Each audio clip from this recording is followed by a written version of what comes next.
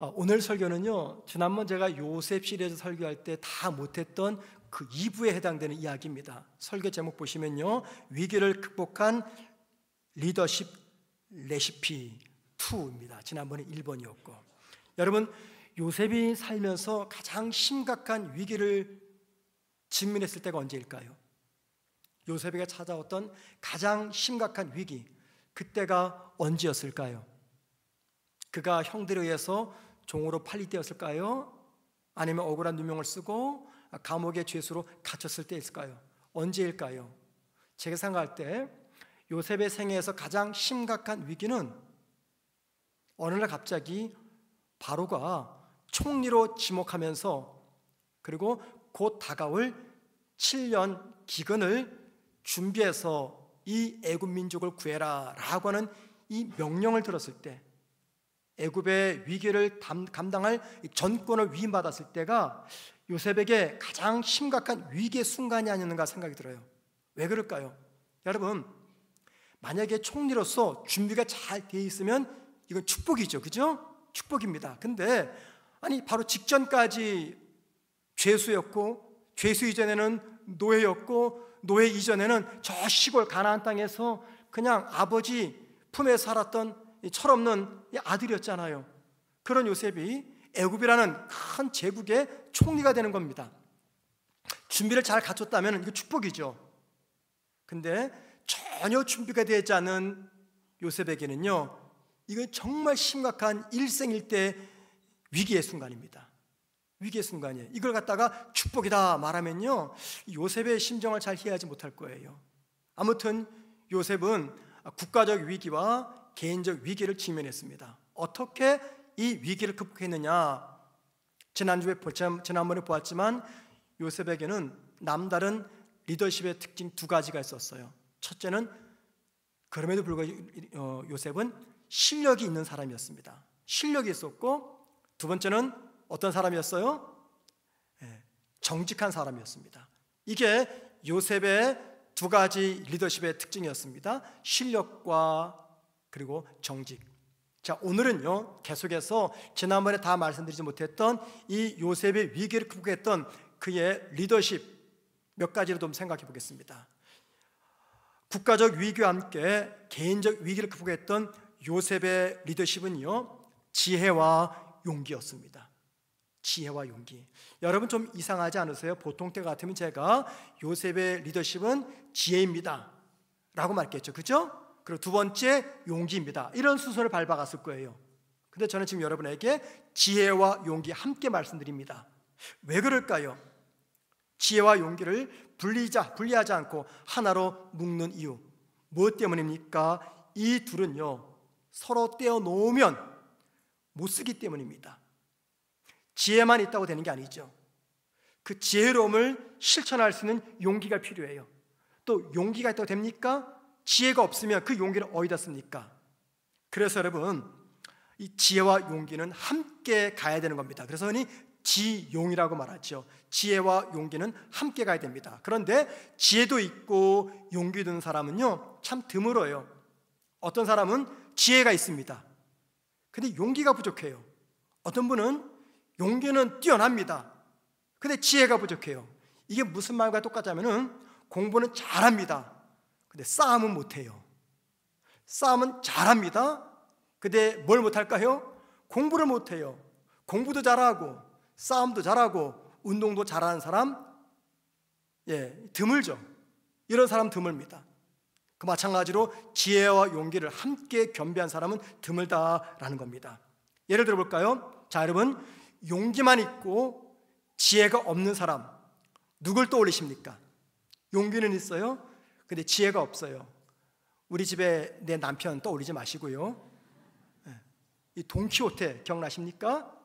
우리가 소설에서 많이 읽었던 돈키호테, 스페인의 작가였던 세르반테스가 쓴 제목이 돈키호테인데 그 주인공 돈키호테, 이 사람은 용기가 뛰어났습니다. 근데 뭐가 부족했어요? 지혜가 부족했어요. 돈키호테는요, 중세시대 기사 이야기에 심취되었습니다. 그래서 본인도 기사가 되어서 이 세상을 이롭게 하겠다라고 하는 용기를 가지고요, 다 떨어진 갑옷을 입고 쓰러져가는 노새 한 마리를 타고 풍차를 가리켜서 뭐라 생각했습니까? 괴물로 착각을 하는 겁니다. 그래서 그 풍차 괴물을 쓰러뜨리겠다고 칼 들고 막 달리들죠. 이게 뭡니까? 비현실적인 행동을 하는 거죠. 그러니까는 돈키호테는 용기는 있지만 현실을 살아가는 지혜가 부족한 사람을 대변합니다. 이와는 반대로 지혜는 있어요. 근데 용기는 없습니다. 누굴까요? 햄릿입니다.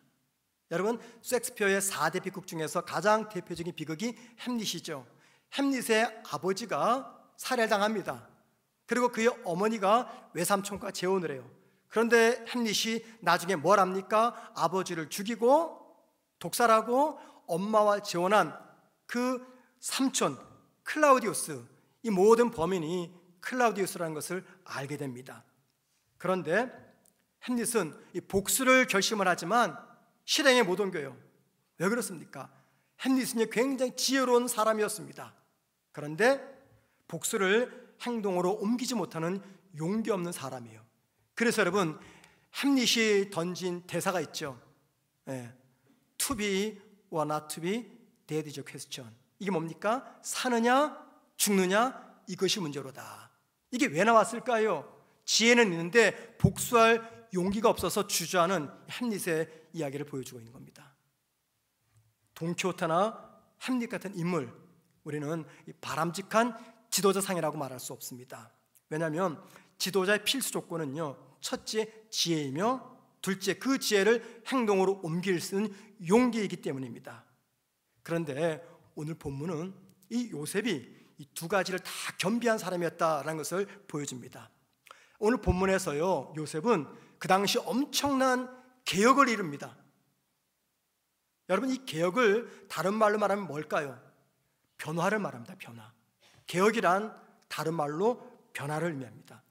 요셉이 개혁 또는 새로운 변화를 추진한 것은 왜 그렇습니까?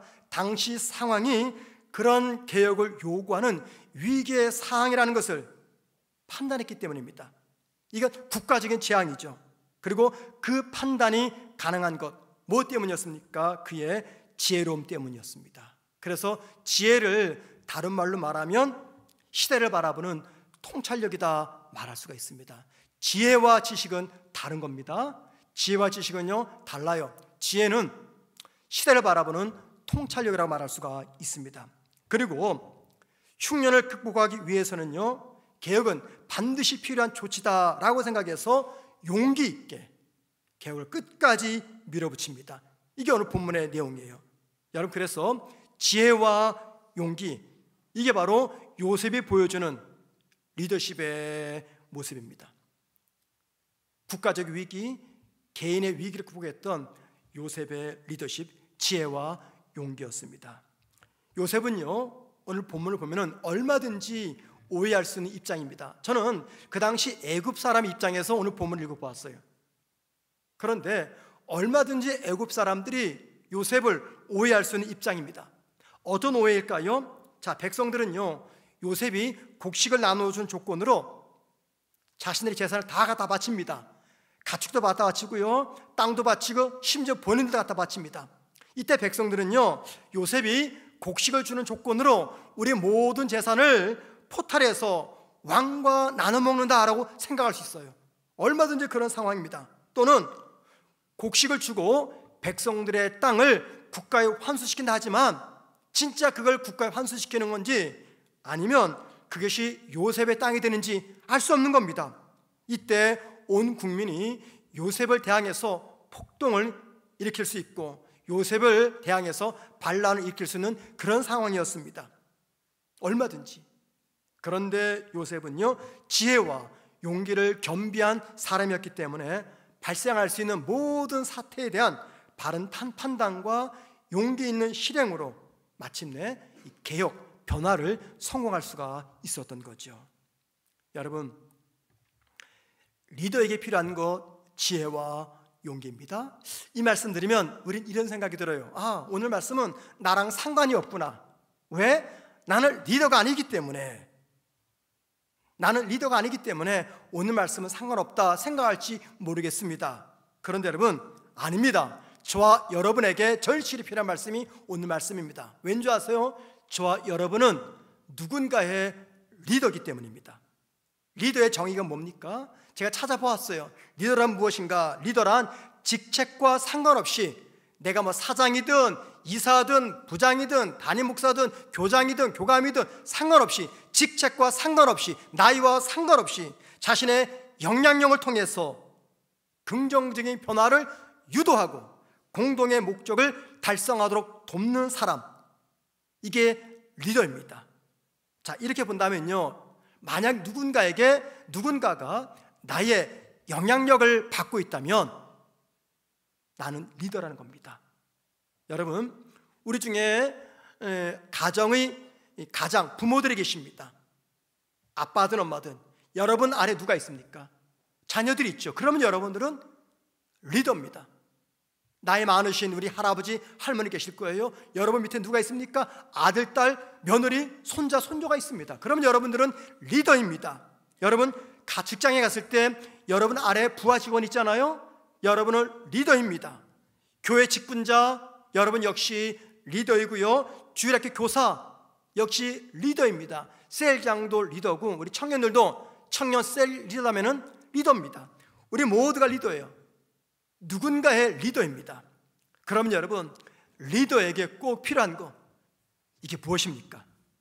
이거죠. 자신의 삶과 상황을 정확하게 판단하고 분석할 수 있는 지혜. 이게 모든 리더가 갖춰야 될 가장 중요한 리더십의 요소라는 겁니다. 자신의 삶과 상황을 정확하게 판단하고 분석할 수 있는 지혜. 다른 말로 말하면 시대와 상황을 바라보는 통찰력입니다. 여러분, 이런 의미에서 리더가 반드시 피해야 될 것이 있습니다. 리더가 반드시 피해야 될 것, 뭐 집안에서의 리더든 직장에서의 리더든 교회에서 리더든 학교에서 리더든 공동체의 리더든 모든 리더가 반드시 피해야 될 것, 뭐라고 생각하십니까? 과거의 자기 경험입니다. 흔한 말로 라떼.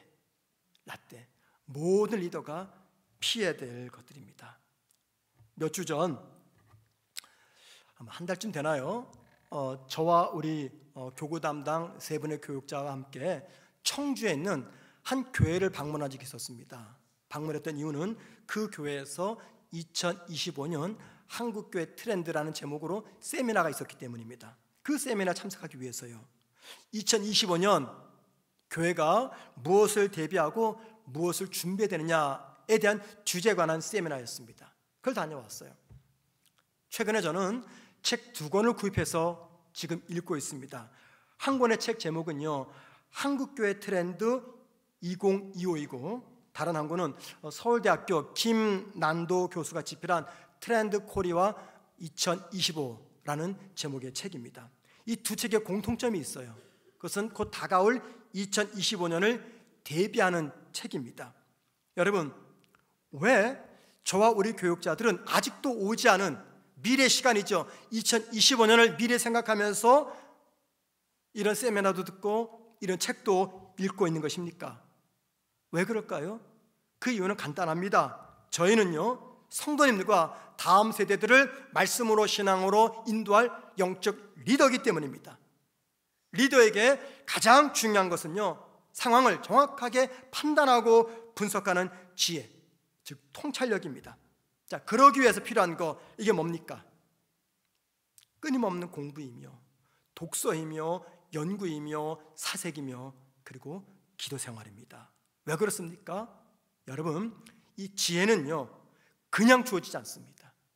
나는 아무것도 하지 않은데 그냥 그 자리에 올라간다고 해서 이 지혜가 주어지는 것은 절대 아닙니다. 그 지혜가 나의 것이 되려면요, 특별히 가정의 리더로서, 교회의 리더로서, 직장의 리더로서, 이 세상 속에서 리더로서 뭘 알아야 됩니까? 이 시대가 어떤 시대인지 분석하고 판단하는 힘과 기술과 능력이 필요해요. 그렇지 않으면 운물한 개구리가 되고 맙니다. 여기 운물이 뭘 상징합니까? 과거 내가 경험했던 사건들, 라떼 이야기 벗어나지 못합니다. 항상 그 운물에만 머물러요. 라떼는 하면서 말이죠. 우리 교육자 볼 때는 제가 그런 사람일 수 있어요. 왜냐하면 저는 심심찮게 저 과거 이야기를 하거든요. 이건 리더의 최악의 모습인 거죠. 이 자리 빌어서 죄송하다는 말을 전하고 싶습니다.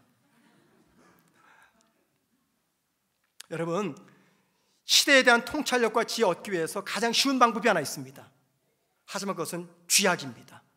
가장 쉽지만 쥐약이에요. 뭔지 아세요? 유튜브 몇 개 보고 지혜를 얻는 겁니다. 정말 위험한 거죠. 누군가의 지혜가 축적된 것입니다. 그건 그 사람이 찾아낸 지혜예요. 근데 우리는 그 지혜를 마치 절대적 지혜로 생각해서 수용합니다. 아무런 판단도 하지 않아요. 비판도 하지 않습니다. 그냥 무조건 받아들여요. 그리고 그걸 따라갑니다. 그건 나의 지혜가 아니죠. 누군가의 지혜입니다. 이 세상에서 가장 무서운 사람이 누구라고요? 책 한 권만 읽은 사람. 가장 무서운 사람이에요. 똑같습니다. 유튜브 몇 개 보고 세상이 이렇구나, 시대가 이렇구나, 이게 기독교 신앙이구나 함부로 말하는 분들 정말 위험한 분들입니다. 여러분, 쉽고 빠른 길 선택하지 마세요. 지혜 보고, 지혜 창고가 뭔지 아십니까? 성경입니다. 성경. 모든 시대마다 지혜자들은요 성경을 읽었어요. 그 사람이 기독교인이든지 불교신자든지 상관하지 않고 참된 지혜자들은 항상 성경을 읽었습니다. 왜요? 성경은 지혜의 보고이기 때문입니다. 성경을 읽으셔야 됩니다. 그리고 열심히 공부하셔야 돼요. 어떤 공부요? 세상 공부죠. 그러기 위해서는 끊임없는 독서가 필요합니다. 연구하셔야 됩니다. 묵상하셔야 돼요. 사색하셔야 돼요. 기도하셔야 됩니다. 그러지 않으면 그 지혜, 통찰력 나에게 주어지지 않습니다. 그럼 맨날 라떼 이야기만 하는 거예요. 절대 쉽고 편한 유튜브 통하지 마세요. 그 쥐약입니다. 이런 말을 들으면 이렇게 생각할 분들 계실 겁니다. 목사님, 저는요 천성적으로 공부가 싫습니다. 책 읽는 거 정말 쉽습니다. 난 지혜롭지도 못합니다. 내 나이가 몇인데 무슨 시대를 판단하고 분석합니까? 나 그런 능력 없습니다. 애초 나는 지혜가 없는 사람입니다. 이렇게 변명할 분들 계실 거예요. 그죠 여러분들? 그런 저와 여러분에게 야고보 사도가 뭐라고 말합니까? 야고보서 1장 5절입니다. 한번 다 같이 읽어봅니다. 야고보서 1장 5절 말씀 시작.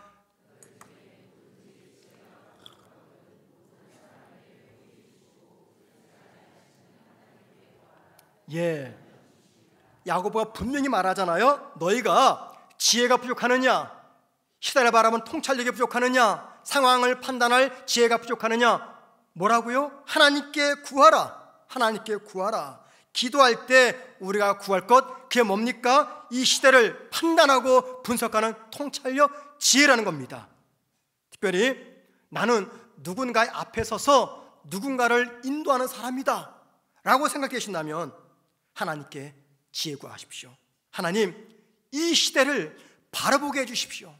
하나님, 이 시대의 문제가 무엇인지 바로 알게 하십시오. 하나님, 무엇이 해결책인지 알려주십시오. 하나님, 나는 한 아이의 부모입니다. 내가 어떻게 하는 것이 내 자녀를 돕는 것입니까? 지혜를 주십시오. 하나님, 내가 맡은 사업, 직장 등 어떻게 하면 바르게 감당할 수 있을지 나에게 지혜를 주십시오.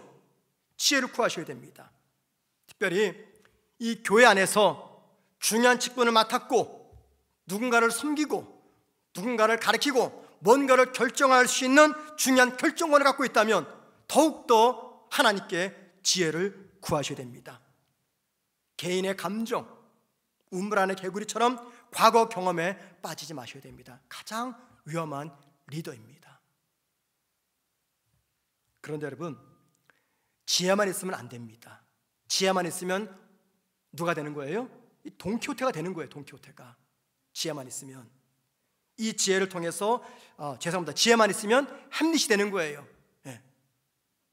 이 지혜를 통해서 깨달은 것을 과감하게 실천할 수 있는 뭐가 필요합니까? 용기가 필요합니다. 용기. 저에게 목회적인 고민이 하나 있습니다.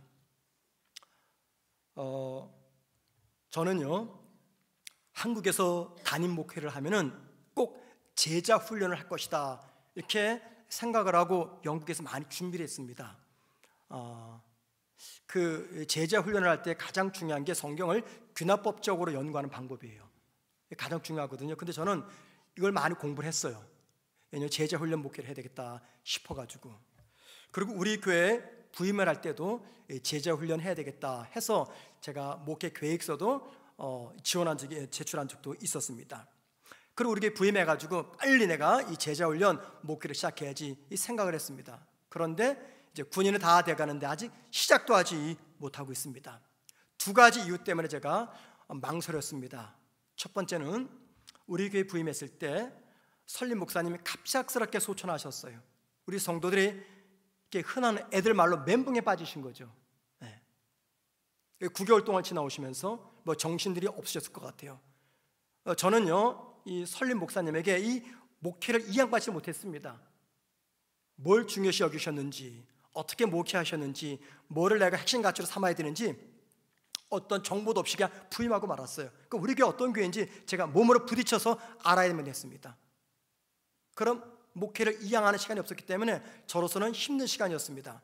더더욱이 갑자기 목사님 소천하시고 성도들의 마음이 상처 컸습니다. 그런 상황 속에서 내가 제자 목회해야 되겠다 하면서 처음부터 나를 따르라 할 수 없었던 거죠. 그 당시 저의 심정은 이 위기의 상황 속에서 안전하게 무사히 랜딩, 착륙하는 것이다 라는 생각을 했습니다. 그렇게 해서 제가 제자 훈련을 시작하지 못했어요. 두 번째 이유는요, 그동안 우리 교회에서 목회를 하면서 제자 훈련할 시간적인 마음적인 여유가 전혀 없었습니다. 코로나 이전까지 제 아내와 저는요 1년에 많게는 80가정, 90가정 이상을 신방을 했습니다.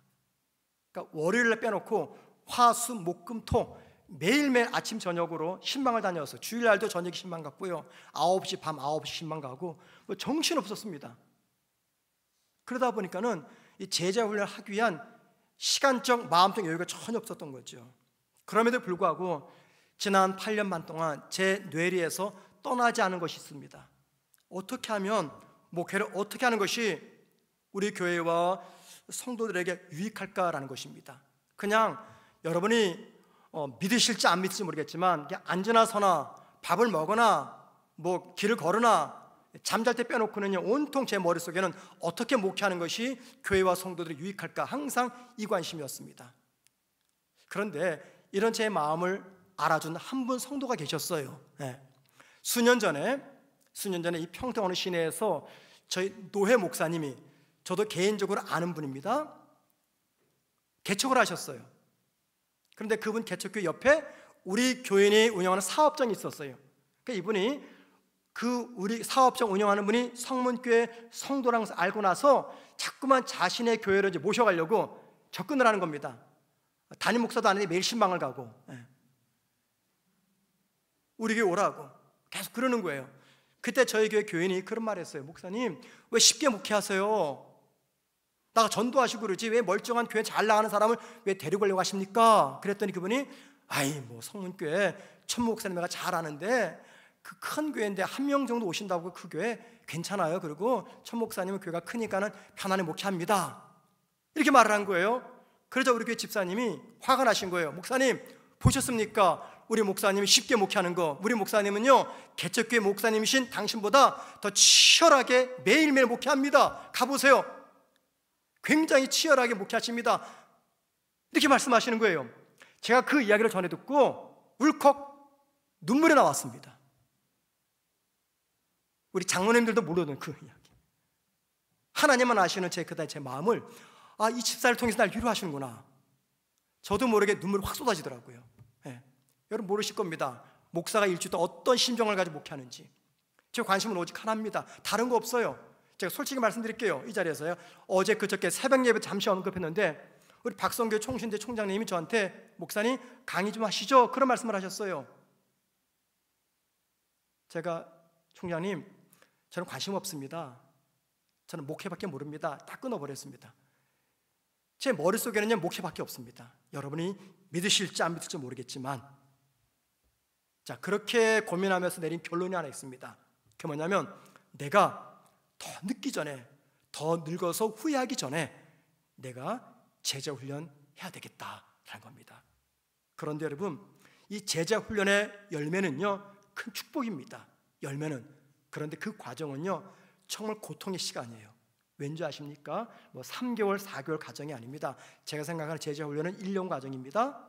1년 동안 한 클래스가 최대 12명, 그 넘어가면 안 됩니다.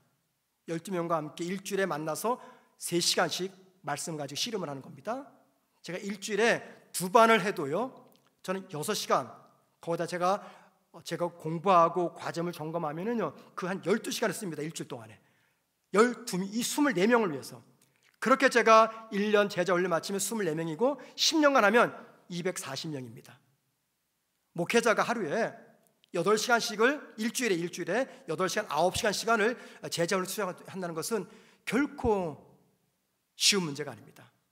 그래서 어쩌면 제가 그동안 이 문제 때문에 많이 고민을 했던 것 같아요. 제 개인적으로 많은 것을 포기해야 됩니다. 어쩌면 지금보다 더 바쁜 목회를 해야 될 겁니다. 자, 여러분, 이런 상황에서도 제가 제자 훈련을 하려고 할 때 필요한 거, 이게 뭡니까? 용기입니다. 용기예요. 하나님이 저에게 주신 통찰력을 가지고 이제 제자 훈련 해야 되겠다라는 지혜가 생겼습니다. 그 지혜를 행동으로 옮길 때 필요한 거, 그게 뭐냐고요? 그게 바로 용기입니다. 저만 그런 게 아니죠.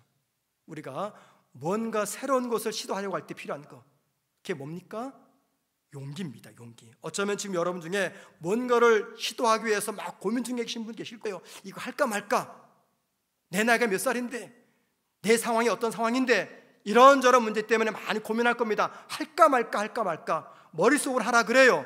근데 상황은 할 수가 없어요. 이때 필요한 게 뭡니까? 용기입니다. 용기. 특별히 내가 손해를 입는 그 상황 속에서 내가 뭔가를 실행하려고 할 때 필요한 거, 이게 용기라는 겁니다. 그런데 여러분 잘 들어보세요. 만약에 저와 여러분이 매너리즘에 빠지잖아요. 매너리즘에 빠지면 절대 용기는 생기지 않습니다. 이 매너리즘 무슨 뜻입니까? 많이 들어보셨죠? 그 뜻은 이렇습니다. 습관적이고 기계적인 반복으로 인해 생기는 무기력한 상태. 다시 말씀드립니다. 습관적이고 기계적인 반복으로 인해 생기는 무기력한 상태, 이게 매너리즘입니다. 이 무기력한 상태가 어떤 상태일까요? 새로운 것을 시도할 용기조차 생기지 않을 때, 새로운 것을 시도할 용기조차 생기지 않을 때, 그때 나는 매너리즘에 빠진 겁니다. 여러분, 우리를 가장 위협하는, 가장 두려운 적 중에 하나가 뭔지 아십니까? 매너리즘입니다. 왜냐하면 내가 매너리즘에 빠졌다, 그 말은 무슨 말이에요? 초심을 잃었다, 그 말입니다. 부부관계에서 이 권태기가 찾아오죠. 그 증상이 뭡니까? 그 증거가 뭐예요? 갑자기 아내가 손잡으려면 이거 왜 그래? 가족끼리 이러는 거 아니야? 그 왜 그래요? 권태기입니다. 첫사랑을 상실한 거예요. 똑같습니다. 매너리즘에 빠지는 이유, 초심을 잃기 때문입니다.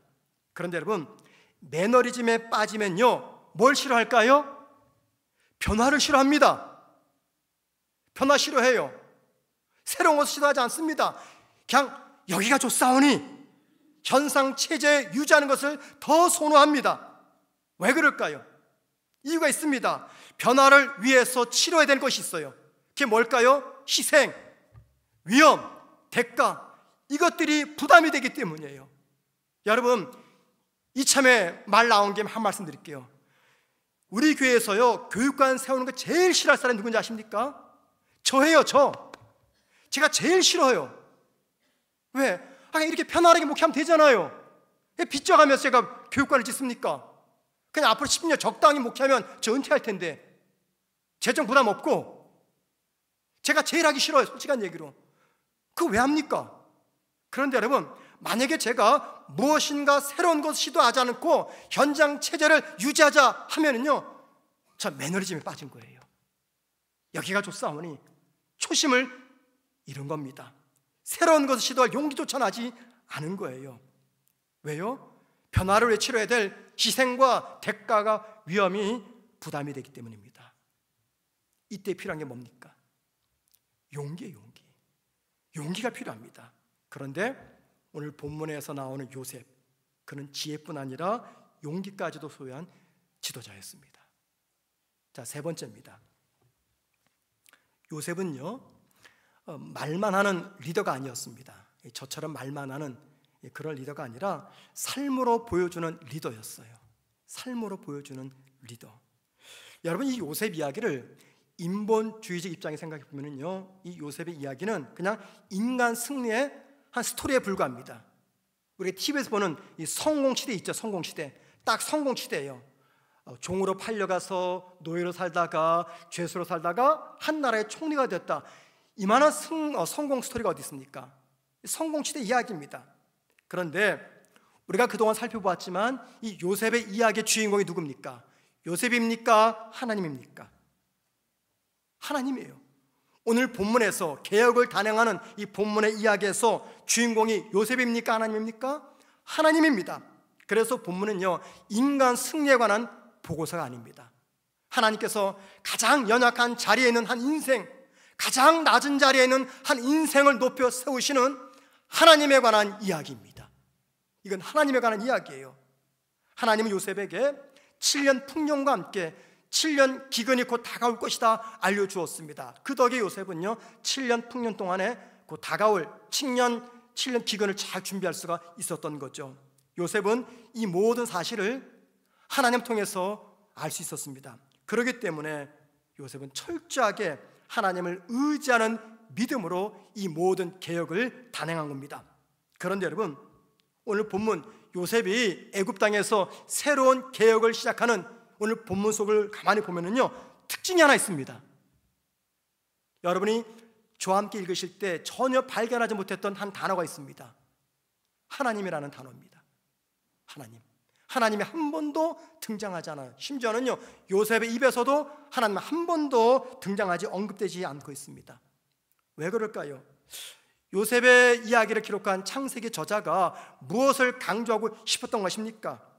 이겁니다. 요셉의 신앙은 말만 하는 신앙이 아니라 삶 속에 녹아진 신앙이었다라는 겁니다. 말만 하는 신앙이 아니라 삶 속에 녹아져 내린 신앙이었다. 여러분, 오늘 본문에서 보여지는 요셉의 많은 행동들이 나오죠. 그 모든 행동들은 무엇에 바탕을 둔 행동입니까? 하나님을 바탕으로 한 행동들입니다. 즉 하나님 중심, 신앙 중심의 행동들이었어요. 그런데 겉으로는요, 전혀 드러나지 않고 있습니다. 그런데 가만히 보세요. 모든 사건 이면에는 무엇이 깔려 있을까요? 요셉의 신앙이 잔잔하게 깔려 있습니다. 오늘 본문을 보면은요, 요셉이 엄청난 개혁을 단행하잖아요. 그죠?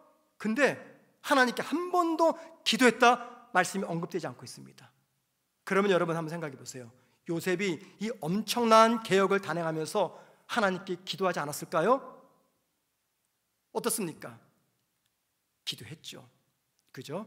기도했습니다. 언제 기도했을까요? 사람들이 보이지 않는 가운데 새벽 시간이나 퇴근 후 늦은 저녁 시간에 조용히 기도의 골방으로 가서 기도했을 것입니다. 요셉 당시에는 성경이 존재하지 않았습니다. 그런데 만약에 이렇게 생각해 보세요. 요셉 당시에 하나님의 말씀인 성경이 존재했었다. 그러면은 요셉이 하나님의 말씀 성경을 읽고 묵상했을까요? 하지 않았을까요? 분명히 그는 지혜의 창고인 성경을 읽고 묵상했을 것이에요. 그렇죠? 하나님 말씀은요, 그 당시에는 없었습니다. 성경은. 그럼에도 불구하고 하나님께서 요셉에게 하신 그 하나님의 말씀은 녹아진 소금처럼 그의 삶 속에 깊이 스며들고 있었을 겁니다. 자, 그래서 여러분, 오늘 본문에서 강조하는 요셉의 리더십의 특징이 이겁니다. 신앙을 말로 떠드는 것이 아니라 삶 속에 녹아내려져 버린 신앙이었다라는 겁니다. 누구의 신앙이? 요셉의 신앙이요.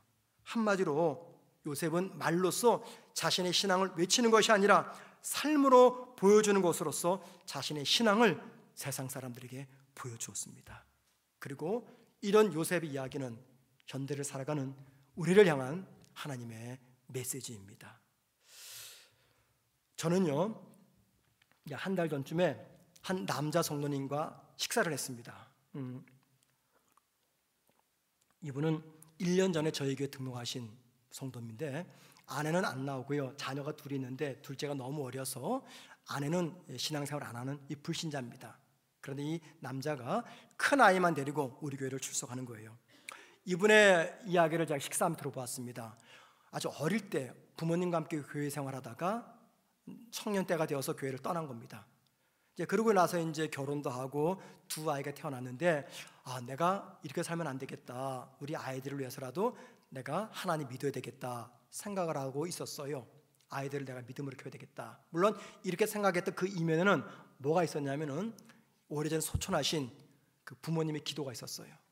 부모님이 신실한 신자였는데 늘 아들을 위해서 기도했거든요. 이미 오래전에 두 분은 소천하셨고 때가 되니까 하나님이 이분에게 이 감동을 준 거예요. 근데 어느 교회 나갈지 어떻게 나갈지 망설여지는 겁니다. 어느 날 큰 아이가 나간 유치원을 찾아갔는데 그 유치원에서 만난 그 아이 유치원 친구 부모를 보게 된 겁니다. 근데 아이의 친구 부모를 보니까 이게 삶이 남다른 거예요. 근데 가만히 보니까는 이 교회 다니는 사람입니다. 그것도 성문교회 나가는 사람이에요. 그래서 이런 생각이 들었대요. 내가 교회를 나갈 거라면 저 부부 나가는 교회 나가야 되겠다 해서 우리 교회 두 집사님을 만나서, 젊은 집사님입니다.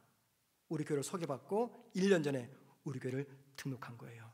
우리 교회 이 젊은 부부 집사님은요, 그분에게 예수 믿으라고 권한 적 한 번도 없습니다. 성문교회 나오라고 성문교회 성자도 꺼내지 않았습니다. 그런데 이분이 우리 교회 젊은 두 부부 집사님을 보면서 저렇게 예수 믿는 분이라면 저 교회는 가도 되겠구나 싶어서 저에게 등록했어요. 여러분, 목사가 그런 말을 들을 때는요, 최고의 순간입니다. 그럴 때는 의기양양하게 하나님 들으셨죠? 보셨죠? 성문교회 첫 목사가 목회하는 성문교회 교인들입니다. 이렇게 말하고 싶어져요.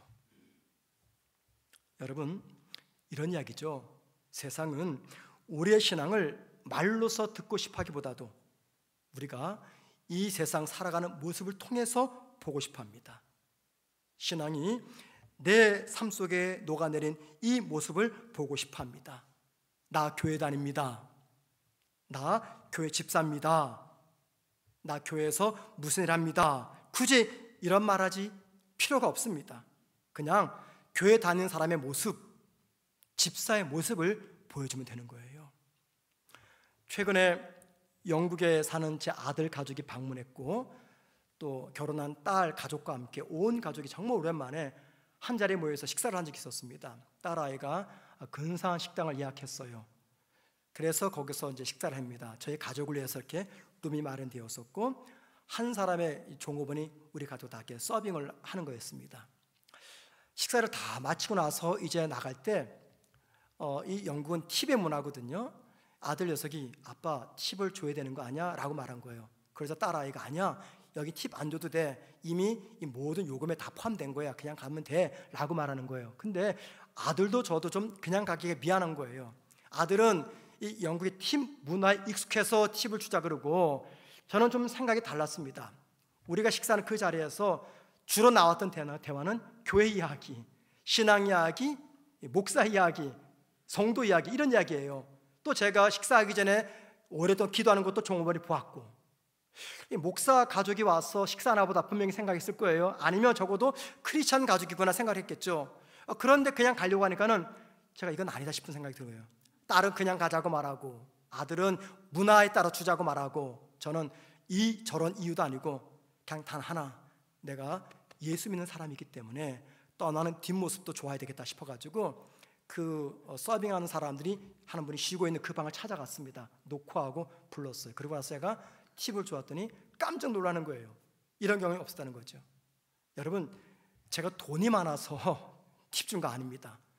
한국 문화가 팁 문화이기 때문에 팁 준 거 아니에요. 하나 이유밖에 없습니다. 제가 신앙인이고 우리 가족이 신앙이라는 것을 그 종업원이 알기 때문입니다. 여러분, 어느 교회 가서 어디 식당 가서 식사하실 때 내가 교회 다니는 사람이다라는 것을 알게 되면은 이 팁을 너무 아끼지 마시면 좋겠습니다. 우리가 나 교회 다닙니다, 나 교회 집사입니다, 나 교회에서 어떤 일 합니다, 이런 말을 하지 않아도 도대체 저 사람의 보이지 않는 힘, 그 힘의 원천은 무엇인가? 도대체 저 사람은 어떻게 해서 나와 다른 생각을 하고 있을까?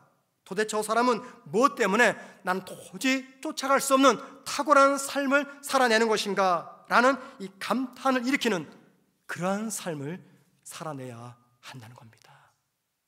이게 바로 요셉의 리더십의 또 다른 모습입니다. 여러분, 오늘 본문에서 우리는 요셉의 리더십 세 가지를 보았습니다. 지혜와 용기와 삶을 통해 드러난 신앙입니다. 만약에 내가 누군가의 리더로 간다면, 아니요, 저와 여러분 모두가 다 리더입니다. 그렇다면 우리에게도 요셉 같은 지혜가 필요하고 용기가 필요하고 세상과 구별된 삶의 모습이 필요합니다. 이 시간 우리가 기도하실 텐데 여러분 그 어떤 때보다도 더 간절하게 지혜와 용기를 구하십시다. 후회 주시고 꾸짖지 아니하시는 하나님께 구할 때 하나님은 저와 여러분에게 이 세상을 바르게 바라보고 통찰할 수 있는 지혜를 주실 것이고 그 지혜를 행동으로 옮길 수 있는 용기를 주실 것이며 하나님을 믿는 내 믿음이 말이 아니라 삶으로 세상에 증거하는 위대하고 놀라운 신앙의 용기와 결단을 주실 겁니다. 그 저녁 되기를 주의 이름으로 축원을 드립니다.